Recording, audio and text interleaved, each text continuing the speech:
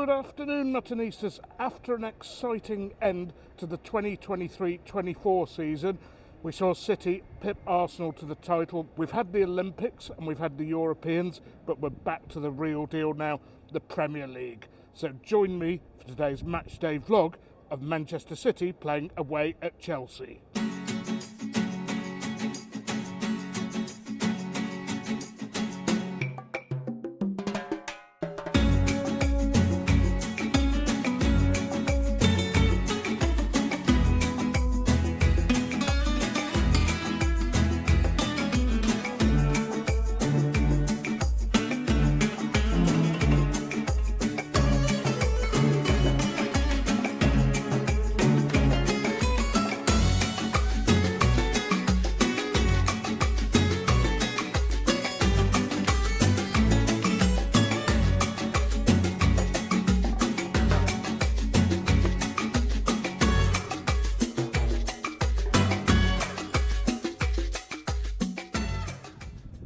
So, Muttonistas, this is going to be absolutely one of my shortest ever football videos. Brief Cockney Odyssey after having been in Ireland for a week, off to Spain tomorrow, not sure when this video will come out, so it's probably just going to be pre-match pint, a little bit of discussion about the forthcoming season and the match itself, and then a post-match pint, unless one of my friends has kindly bought me some food, because this is actually a bring-your-own food pub. Lovely pint in here. Interested to see how it compares to what I've had in Ireland, and interested to give you my take on the forthcoming season. It is indeed.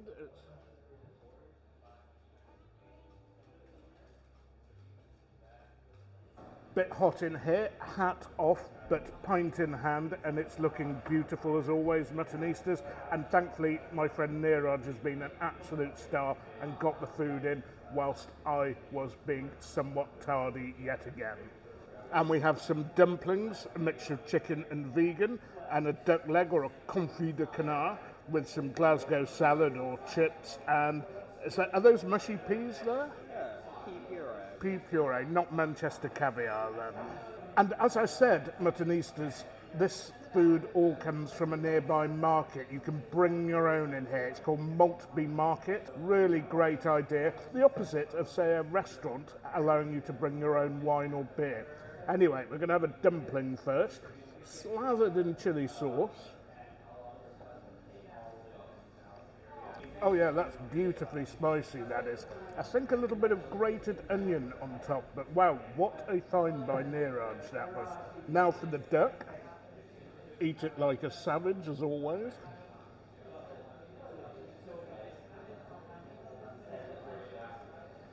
They've not overcooked it at all. It is well seasoned with salt, which a confit de canard or duck leg, or preserved duck leg, should be. And I'll tell you what, Muttonistas, I've had a lot worse than this in France. Good call again.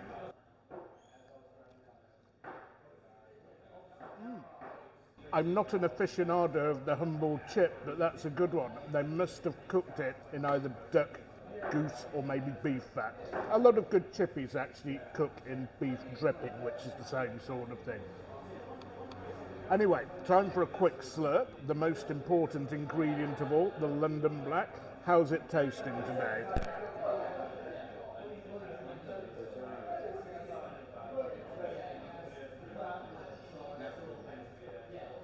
Oh wow, that is bang on form. The last time I was here, the first pints I had, which came from a good keg, were on great form, and then the ones at the end, because of the cooling system going, and maybe a bad keg, were not as good. But it's back on form.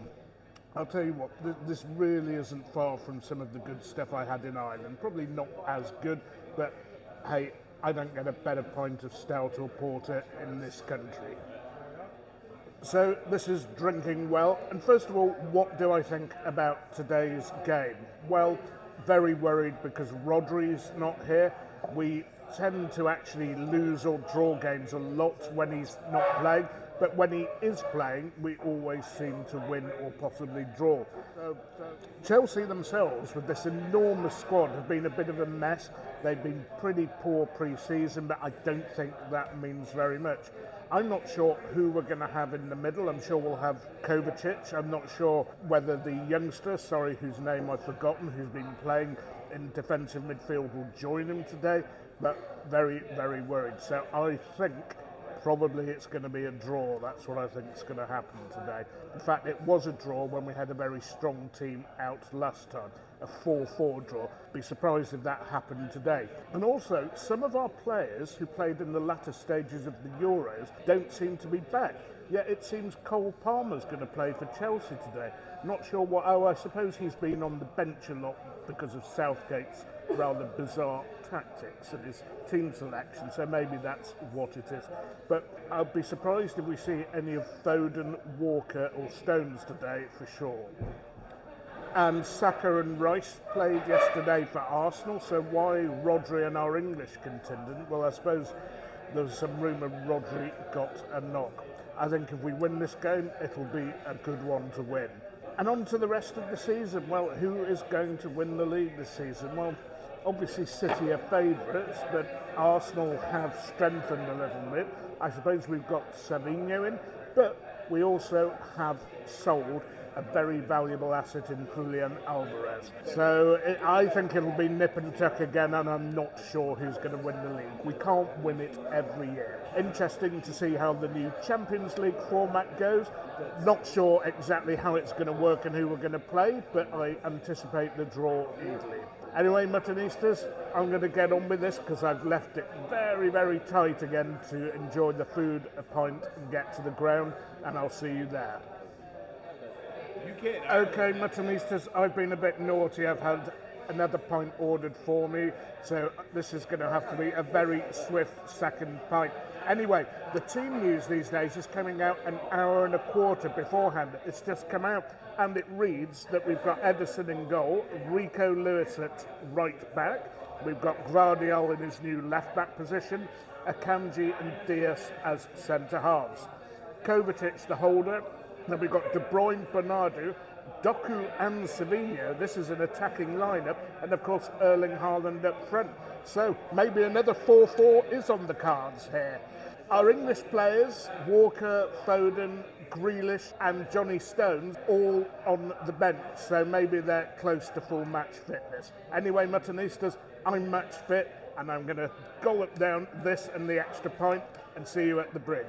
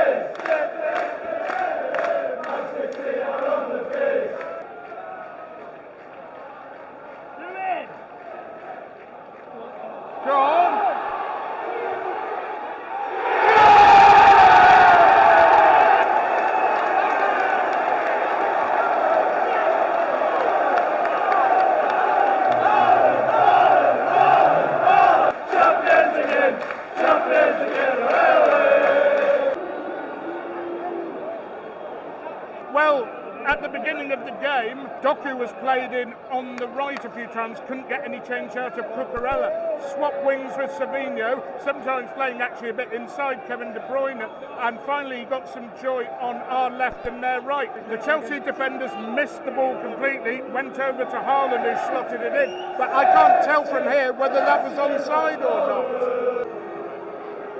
It's taking a while, this is, it must be close.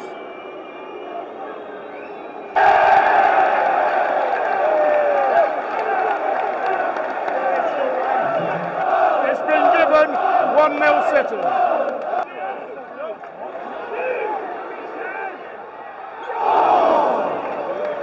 Well, 32 minutes in, that looked like a push, but only a very slight one. Probably going to get away with that, I think. But they've stopped for VAR, I think. Quick check and it's over. I think this season a lot of those are going to be referees' call. But we have to be careful here. Last 5 or 10 minutes, we've let them back into the game and they've dominated possession and we've been a bit sloppy. Come on, City, particularly Rico and Kovacic.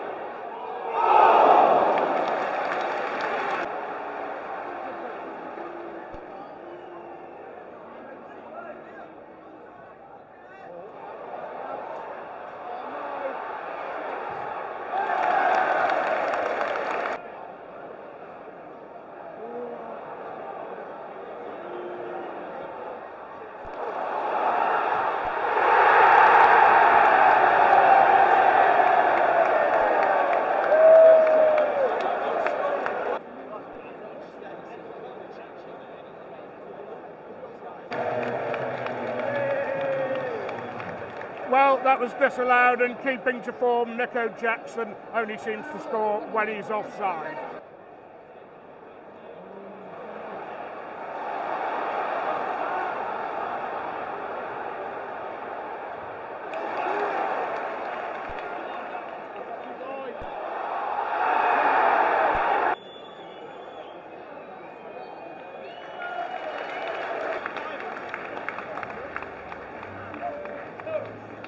Okay, folks, City leading Chelsea 1-0 at half-time, and a promising start by City. I thought Kovacic looked really good. We won 1-0 up basically because of Chelsea's incompetence in defence. And then suddenly we started giving away possession sloppily. Particularly Rico Lewis struggled a bit towards the second half of this first half, and we were put under sustained pressure by Chelsea. Took us a long time to get the ball back, gave it away. We did have a chance at the end, but we did have a couple of close moments there, and I think the half-time whistle came at the right time. Kovacic. But anyway, after a promising start to the game, Kovacic started getting sloppy himself, couldn't retain possession. Everything went to the left, very little went to the right, okay, little went to the right, and Chelsea's very high press, whilst it wasn't producing them goal chances, meant we were struggling to retain possession. Of course, this is where Rodri's needed, because not only does he bust up their attacks, he's very good at recycling possession and starting forward-going moves. But let's hope we don't miss him and we get the 3 points here. Last time, 4-4, we couldn't get 2 goals in front at any stage. I think if we can do that here, then it'll sew the match. Well, Savinho off for Foden at half-time. Don't know if that's an injury, but it probably would give us more control of the game. Not that Savinho had done too much wrong.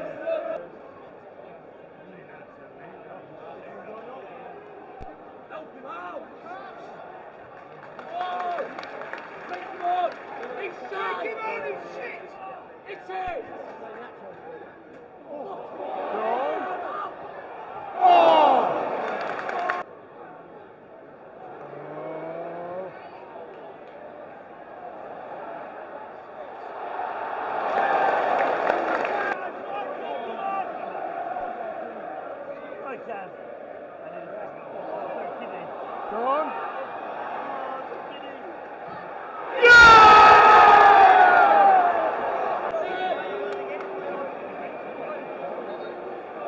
Well, we'll see. I have a feeling we're not actually going to get this one. This is taking a while. I don't see what there is to look at. Maybe it's just a slight foot or elbow or shoulder between Haaland and the defender.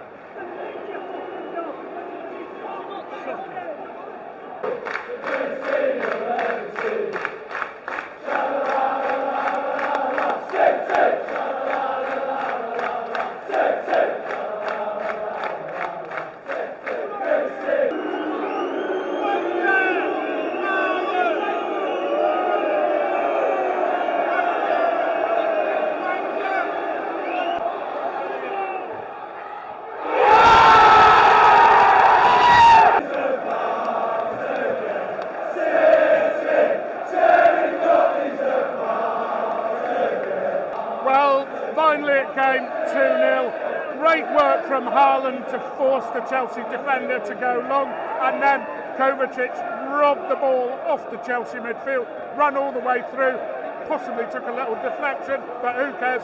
2-0 City. I think that's the game wrapped up.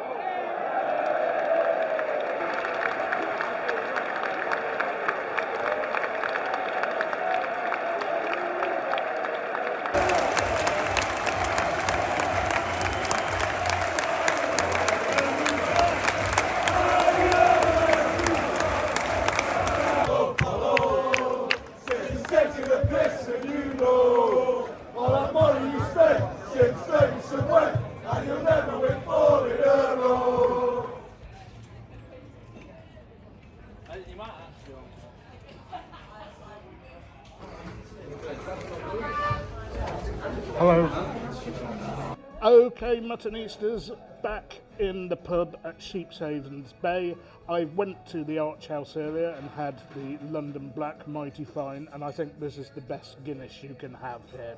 Anyway, on to the match. And I thought it was a bit of a scrappy affair. Two teams definitely not up to speed. I'll start with Chelsea. I think they pressed very effectively, and we could only get the ball out through the left, not the right. They did so well down that side, and obviously Enzo Maresca knows a lot about City from his 2 stints there, so he got that bit right. However, again, they don't gel as a team for me.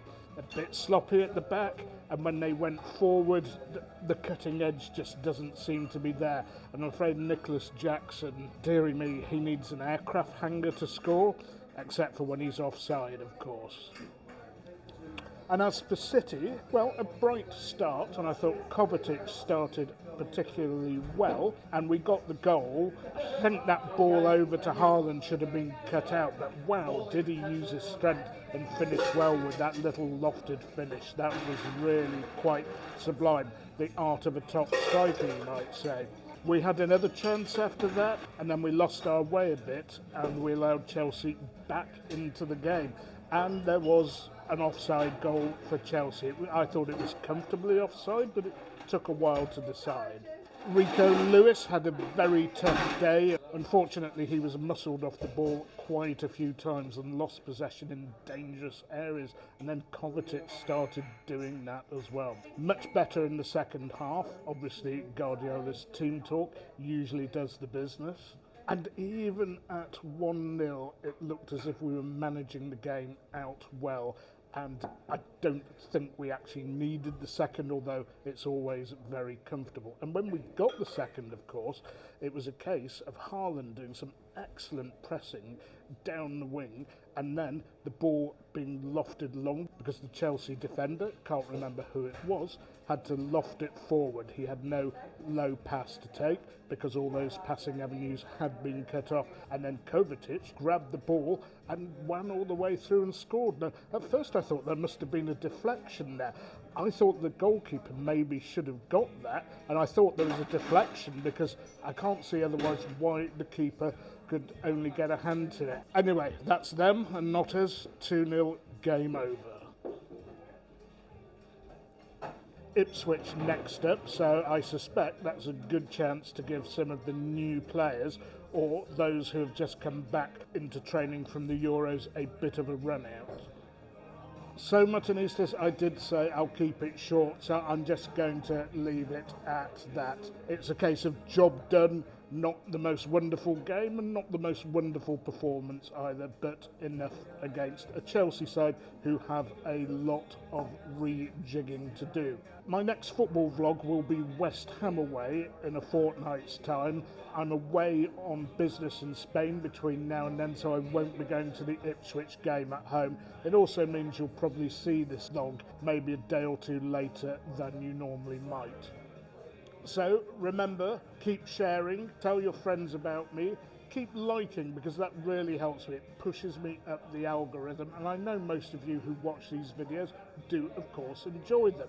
But the most important thing, as well as subscribing, is to remember you can't beat a bit of mutton.